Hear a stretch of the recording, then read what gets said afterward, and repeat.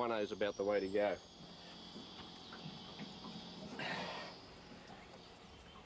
Put the point into the tail, run him around the shank, around the bend, right up onto the shank. Point in the barb exposed, that's the way you want it. If you're having trouble with the bait sliding down the hook, you can always just put a half hitch around the tail. That'll help to hold the bait up there on the shank. Very tentative bites, but he's obviously there.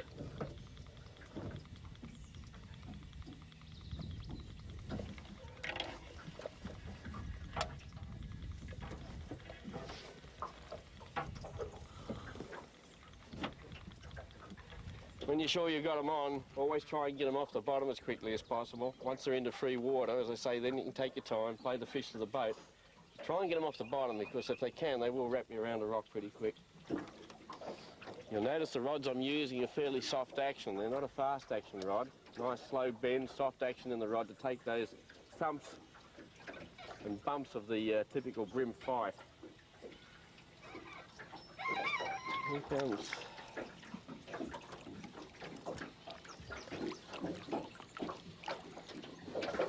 When you're using 7 kilo line, unless it's a really thumper of a fish, you generally don't have to worry about a net. Again, well, he hasn't taken it right down, but he is well hooked.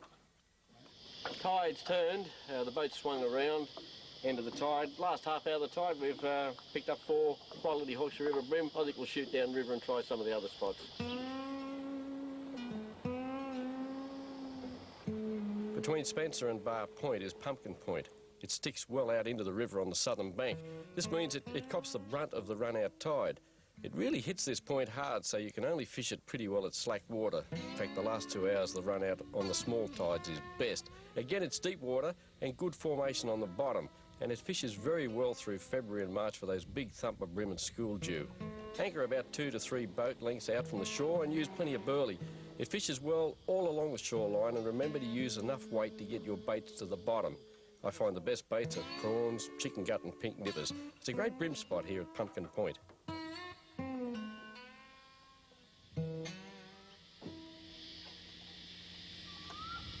This is the little settlement just upstream from Bar Point.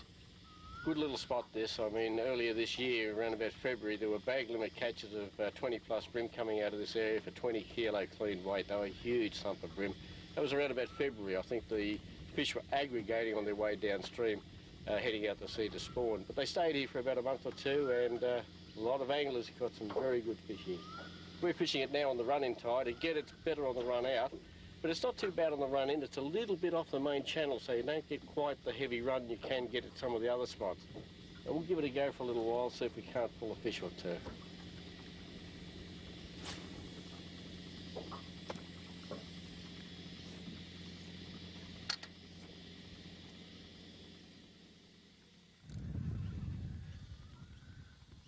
Now that fish hit hard. No fooling around with that fella. He just took the bait and he went.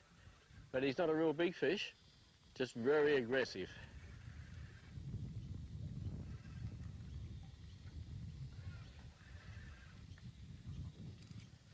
And he spotted the boat. He wants to have a bit of a play.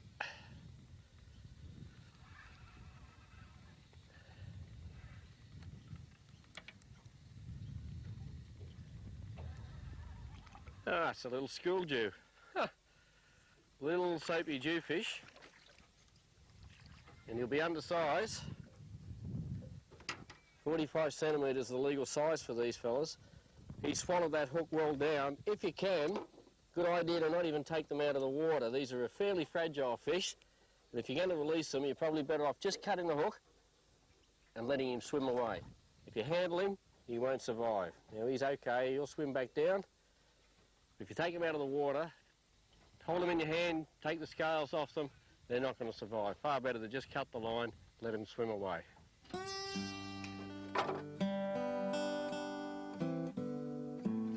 This is Bar Point, another very well-known spot on the Hawkesbury River. It's at the mouth of BEROWRA Creek on the point opposite. Now there's a reef extends from that point you can see behind me, comes out around about 400 to 500 metres. Fairly shallow reef, only about 4 metres deep, and it can fish particularly well for brim on the run-out tide. The smaller tides are best.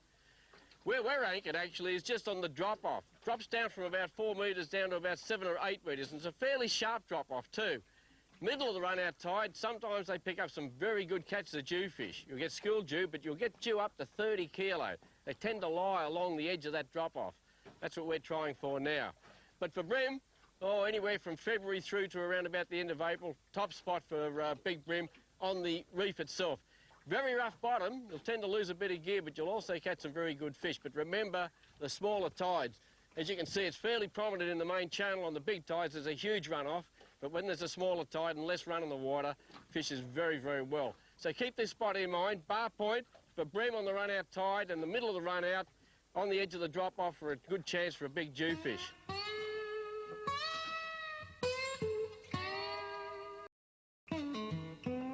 Opposite Bar Point, at the mouth of Marramarra Creek, we have Bar Island, and it's on the western side of the mouth. And just on the eastern side of the island is a deep hole. And the odd big jewfish sometimes comes out of there, and we're talking 30 kilo plus fish, so they're big fish. So worth a try here, just about any time of the day or night, preferably with live bait, but maybe a slab of mullet, the way to go. You'll find it fairly easily with the sounder. It's quite a deep hole, and if you get right in the middle of that, good chance for a big jew. Just upstream from Bar Island, we have the mouth of Marramarra Creek. It goes well up into the foothills, up into fresh water. They can be a good spot during the summer months for bass. Some nice sandy beaches up there, good place for a picnic, but take care when you're going in. Follow the channel in between the oyster leases. If you veer off there, you could come aground, so just take a bit of care as you go into Marramarra Creek, but keep it in mind for the summer months for bass.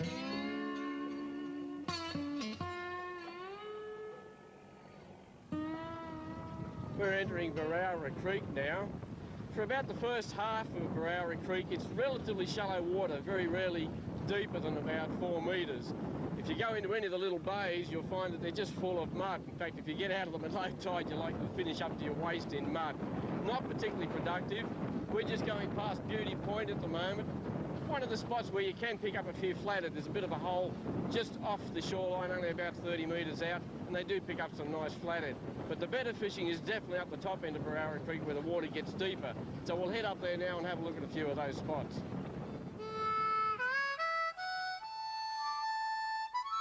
The top end of BEROWRA Creek up past the punt is a shallow water area with good sand flats, and it can be quite productive for spinning up flathead.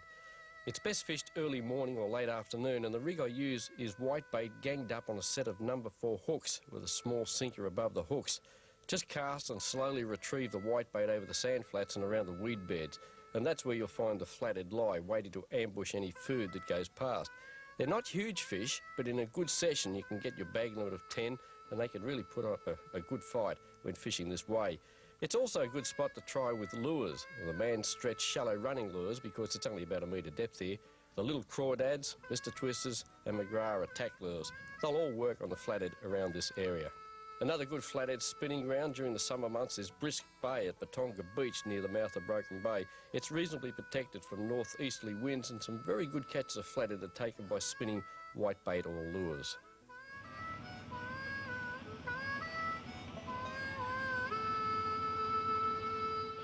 This is Britannia Rock, just upstream from the BEROWRA ferry. In fact, it's just around the first corner after you leave the ferry.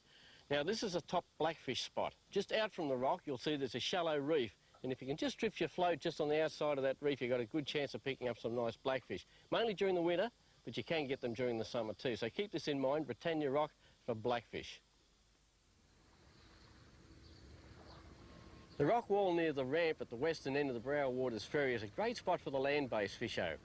Good spot for blackfish. It's very deep water straight off the wall. They also get a lot of fantail mullet there, float fishing, and would you believe some huge mulloway have come off that wall at night. Live mullet's the bait to use, and you've got to use heavy gear. We're talking 80, 100-pound line, because as soon as they hit, you've got to stop them. Otherwise, they're going to be into those pylons around the jetty at the marina. This is Calabash Bay, the first big bay on the western side as you're coming downstream from the Brow Waters ramp. Now, this is a great spot for prawning during the summer months. You'll notice the sand flats up at the end of the bay. Well, around about 3 or 4 nights after the full moon, you've got a dead low tide at 8 o'clock, so you've got the sand flats to work to, and the moon's not in the sky until around about 10 or 11 o'clock at night, so you've got plenty of dark time to go prawning. Drag net's the best, of course. You can scoop, but drag nets are the way to really get big catches. Further downstream on the eastern side is Joe Craft's Creek. Very similar conditions.